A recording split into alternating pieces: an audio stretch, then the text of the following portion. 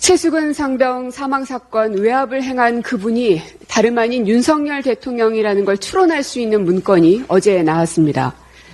이종석 국방부 장관은 사단장의 혐의가 포함된 해병대 수사단의 수사 결과에 결재까지 해놓고 하루 만에 사단장의 혐의 사실은 빼라고 자신의 결정을 뒤집는 이해할 수 없는 지시를 내린 바 있습니다. 뿐만 아니라 자신의 번복 지시를 따르지 않았다며 바로 당일 수사단장에겐 항명죄를 적용했습니다. 그 해당 문건 보셨을 테지만 다시 한번 말씀드리겠습니다. 7월 31일 오전 대통령 주관 대통령실 회의에서 해당 사건에 대한 내용을 보고하자 대통령이 경로하면서 이런 일로 사단장까지 처벌하게 되면 대한민국에서 누가 사단장을 할 수 있겠느냐라고 질책했다는 보고 내용입니다.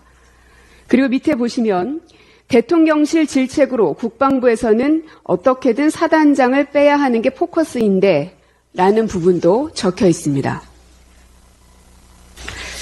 이 문건은 최상병 사망사건 수사 진행 경과라는 제목의 8장 분량의 문건입니다.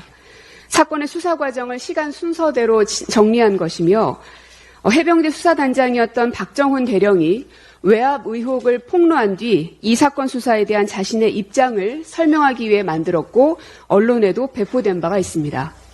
하지만 조금 전에 보여드린 이 내용은 기존의 언론에 배포됐던 문건에서 빠져있는 내용입니다. 유일하게 딱 이 두 군데 이것만 다릅니다. 여기에 대해서 대통령실은 사실과 다르다, 허무맹랑한 이야기다, 적극적 반박을 하는 것이 아니라 묵묵부답으로 일관하고 있습니다.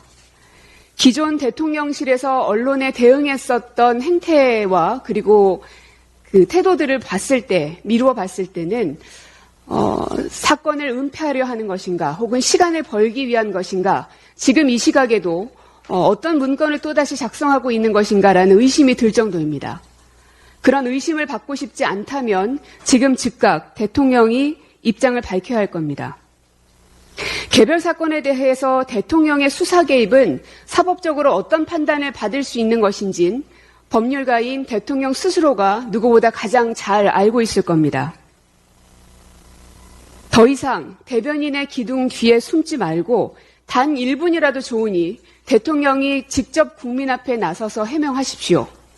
이것마저도 은폐하려 하거나 축소하려 하거나 한다면 결국 국민의 손에 의해서 윤석열 정권은 무너지게 될 것임을 명심하시기 바랍니다.